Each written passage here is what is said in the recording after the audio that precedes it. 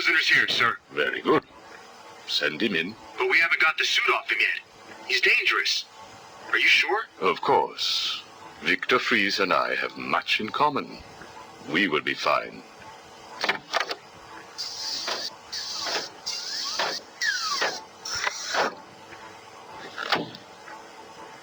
Welcome to my facility. Please, take a seat. I prefer to stand. Why am I here? Oh, Victor, there will be plenty of time for that later. Right now, I wish to get to know you. Discover how you came to have such a frosty outlook on life. I have nothing to say to you. You may have taken my weapons, but my suit still has considerable offensive capabilities. I will freeze the marrow in your legs. Each bone will shatter and fracture while you remain completely aware of your impending paralysis, begging me to end you. I don't think that you will do that, Victor. Really? Why not? Simple. If you hurt me, your wife will die.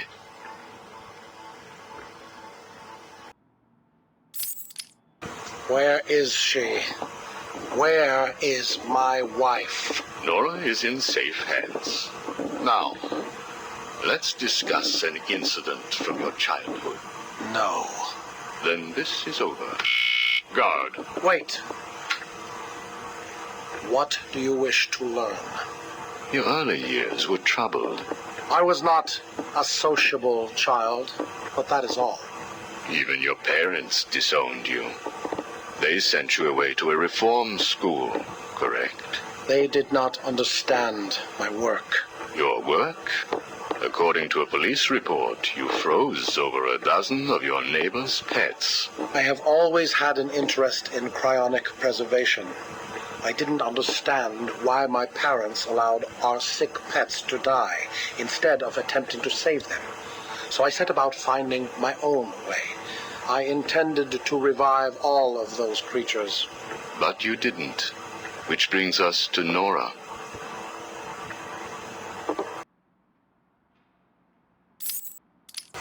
Have you ever seen a flower die? Watched something that was once so beautiful, so full of life, collapse and rot from within? You refer to Nora's illness. It seems like yesterday when I first found her. It all happened so quickly. Suddenly, I was losing her. Did you seek help? What about your employer, Gothcorp? I hid it from them, diverting resources from Gothcorp's research in an attempt to find the cure.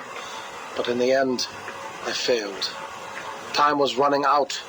I knew that if I was discovered, Nora would die. Why take that risk? Do you know what it is to love someone? To really love them? No. Nora was all I could think of.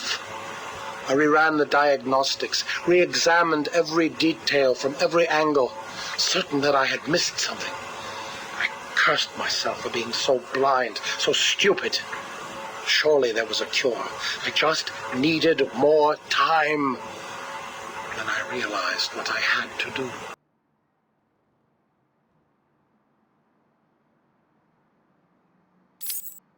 I had worked without sleep for a week. My needs didn't seem important. Sleep didn't matter. Food didn't matter. It was only her. I looked at Nora and I told her that I loved her. She told me there was nothing I could do, that we should just accept fate. She smiled her beautiful smile as she said it. I promised to cure her, and then I pressed the button. You cryogenically froze her, keeping her on ice, so to speak, while you worked on a cure. It broke your heart, but now you had all the time in the world. Did you feel relieved? I went home and fell into a deep sleep. For the first time since we discovered Nora's illness, I dared to dream. But for weeks I had ignored my superior's attempts to contact me. The next morning I overslept. By the time I got to the lab, Ferris Boyle, the CEO, was there waiting. What did he do? He accused me of industrial espionage, which I denied. But then his guards found Nora. Boyle told me that, like all of my research, she belonged to him. I was enraged. I attacked him. His guards beat me back, and in the struggle, I was drenched by the cryogenic chemical I had created. I lay on the floor, helpless, watching the guards steal Nora away. Boyle told me it was a tragedy for such a promising mind to perish in a lab accident. Then he left me to die. But you survived. The chemicals were absorbed into my body and transformed my metabolism. My body went numb. I felt a strange tingling, then searing pain all over. Each breath ignited my lungs. I clawed my way back to a refrigeration unit, and as I closed the door behind me, I felt the icy chill calm my aching body. Things suddenly seemed clear. What seemed clear? Finding a cure for Nora? No. Revenge. Boyle would pay.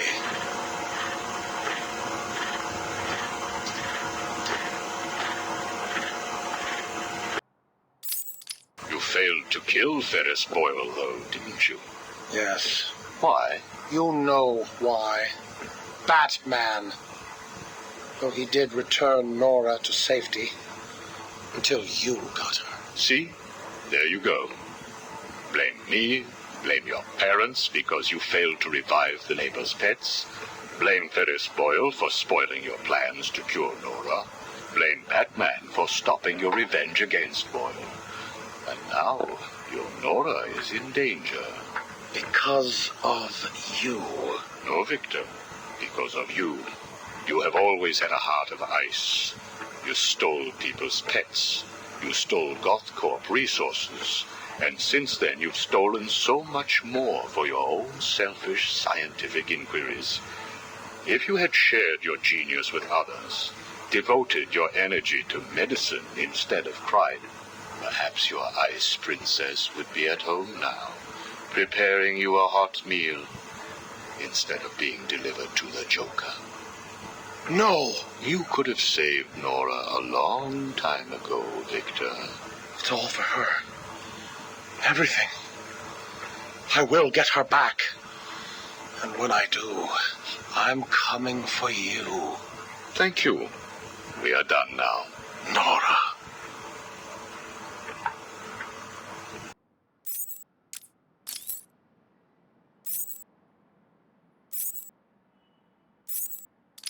I'm only doing this as a courtesy, Strange.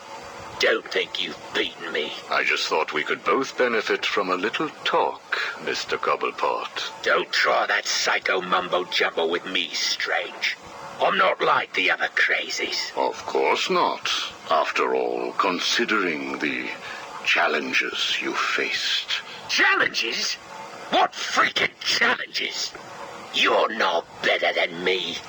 No one is. I own this place. Well, to be clear, I allow you certain freedoms, but let's continue. Why do you feel the need to own anything? I believe it is a mechanism to compensate for some childhood inadequacy. You were friends with the Waynes, correct? I was. Till someone did the world a favor and blew the brains out of little Wayne's self-righteous parents. I was laughing for weeks. It still brings a smile to my face. And you think that's okay? Okay? No, I don't think it's okay. I think it's bloody hysterical. That family destroyed mine. What happened to them? Well, it couldn't have happened to nicer people. Take a seat, Mr. Cobblepot. What is it now, Strange? I wanted to talk about your apparent hatred of the Waynes. Your outburst last time was most interesting. Oh, it's simple, really. I don't like the snivelling little bastard. Look at him. All high and mighty because someone killed Mummy and Daddy. Most people look upon him with sympathy. No, they don't. They're jealous. Jealous of his money, his cars, his women. He lost the sympathy vote when he vanished for all those years. I can't tell you how much I hoped he was visiting his dear mum and dad. Where do you suppose he went? How am I supposed to know? Let us move on, then. No. It's time that you do something for me. And what is that? Here's a list. Told you, Strange. No more little questions until you give me what I want. Take a look, Mr. Cobblepot. Here is a purchase order for the various firearms you require. I must say, you chose an exotic selection. I only take the best. A wise strategy. So what's yours? Excuse me? What are you up to? Why would you give me of all people, guns, explosives, all this stuff? Arkham City is an experiment, Mr. Cobblepot. A new way of thinking. We've separated you from society, so I am more than willing to study the results if you all just decide to kill each other. Besides, your feud with the Joker is intriguing. I was here first. I bought my museum in the Iceberg Lounge fair and square. It was you and that mayor who stuck us all together. Again, you refer to owning things. Quite fascinating. I believe we gave you the opportunity to leave. And take over my turf. Never.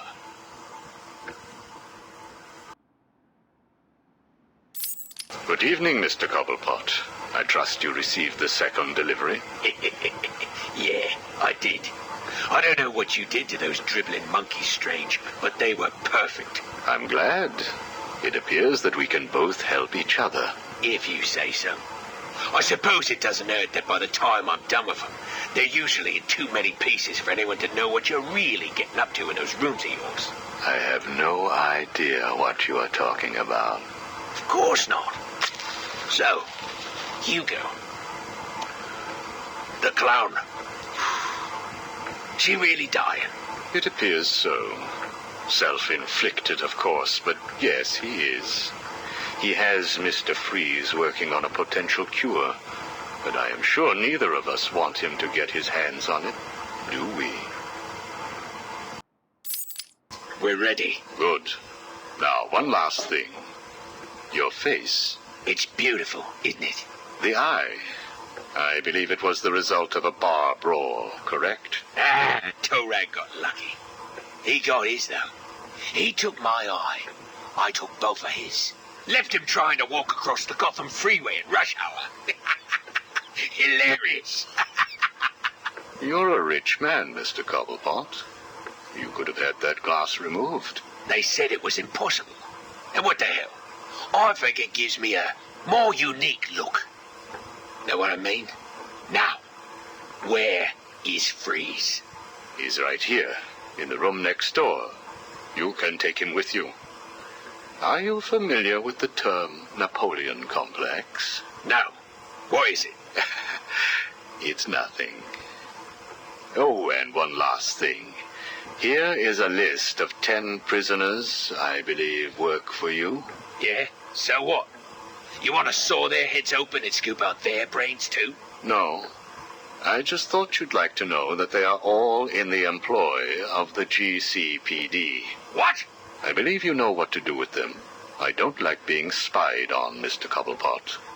Good night.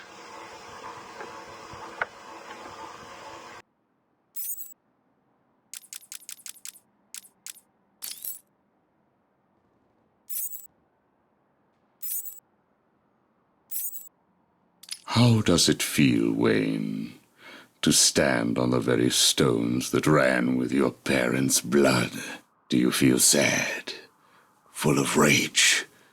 Or does that outfit help bury your feelings, hiding your true self? Oh, you are a truly extraordinary specimen. I look forward to breaking you.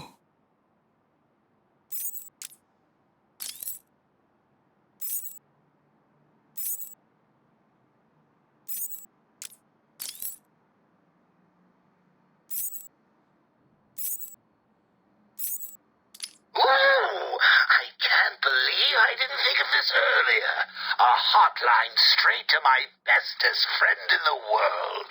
Just think, I can call you up whenever I get bored.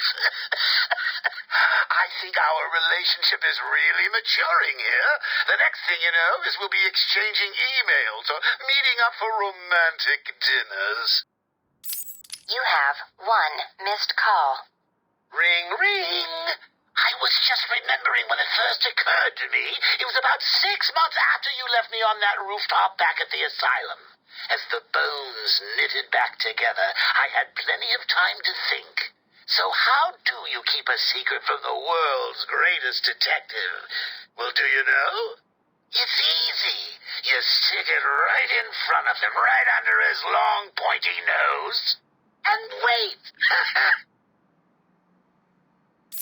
I hope you're doing your best here, Bats, because I just had a horrible thought. We could both actually die here tonight. Fortunately, the odds are weighted in my favor, but just imagine how you'll feel if I'm gone. It's not like you're not lonely enough, right? All that brooding is not good for you, you know. Do you have someone to go home to each morning? And I don't mean that kid you drag across the rooftops. I mean someone real, someone you can talk to. I don't think you do. It's sad, isn't it? You do all this for Gotham, and the only person you can rely on is me. You have one missed call. Hey, been missing you. Get back to me. Laters. You have one missed call. Hello? I'm not sure that you got my call earlier. I'm just dying to speak to you. Call me, Bats. You have one missed call. Bats? Seriously? You're making me paranoid. Why aren't you answering my calls? You haven't gone and died on me, have you? You have one missed call. Look, I know you're not dead. I'm missing a group of my guys down under the tower. Guess that means you know about the guns already. Okay, I admit it, they're mine. Strange gives them to me, okay? Can we be BFFs again? You have one missed call. Maybe it wasn't you that took out my guys. All right, then. The message I left before, you know, the one I left about the guns, you can ignore it. Just delete it. You have one missed call. Right. This is getting ridiculous. I've been leaving messages all night and you still haven't got back to me. Who do I need to kill to make you pick up? You have one missed call. At last? Hey, Bats, where you been? I was just calling to find out how you're feeling. Are you getting the hallucinations yet? I know. It's hard to tell these days. You just never can tell if it's Scarecrow again, that little guy with the hat, my blood running through your veins, or if after all this time you really are actually going crazy. You have one missed call. Hey, Bats, are you okay? I'm sorry I had Harley steal your cure. You were so busy with Freeze that she didn't even have time to ask. But don't worry, as soon as that little minx is back here and I've had my share, I'll save some for you. You'll have to work for it, but it will be right here waiting for you. You probably won't believe this, but I don't really think I can sit back and watch you die. It's selfish, really, but we need each other. Life would be so boring without you. Who would I talk to? Who would really understand me? Hello? Anyone in there? No sense of humor. Ah, the strong and silent type, eh? Think you're safe behind that mask? Give me 20 minutes and a can opener, and I'll have you whimpering like a schoolgirl. You might like it. That's enough, patient. Guard, leave us. Yes, sir. Good afternoon. My name is Professor Hugo Strange.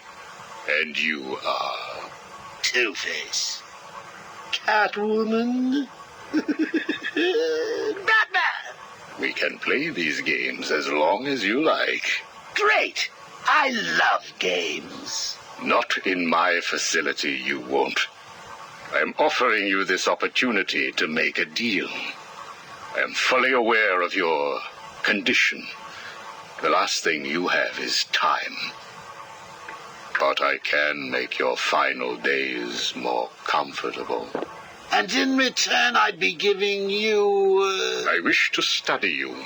I need to know why you are the way you are. I don't have long, Doc. You're going to need more than some psycho mumbo-jumbo to get to the bottom of what's wrong with me. Oh, I have more than that. Much more. So, do we have a deal? How are you feeling today? You promised me another doctor. Strange. Maybe you shouldn't have killed the one I sent last week. What made you do it? Fish gotta swim, birds gotta fly. Besides, it was worth it to see the look on her face. Hey, you know what?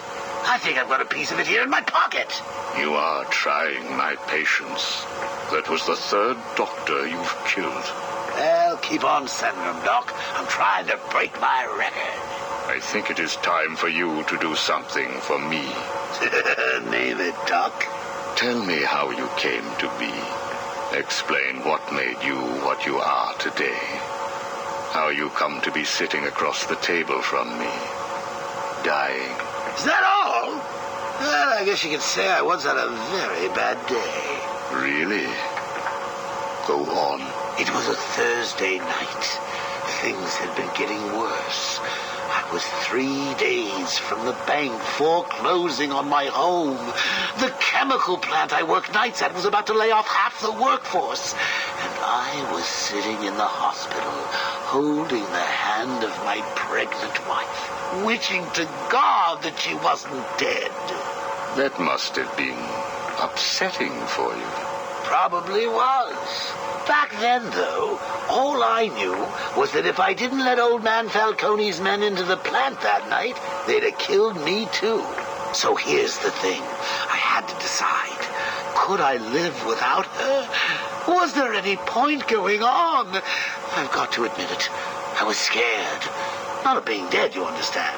No one would blame you if you were. It is perfectly common.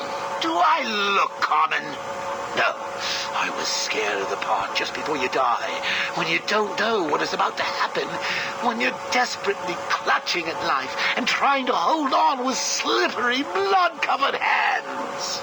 So I made a decision right there. And what was that? That is a story for another day, Strange. I think I may need to see a doctor. Get me one. You were telling me about the night your wife died. Oh, no, Hugo. As I recall, I was waiting for you to send me another doctor.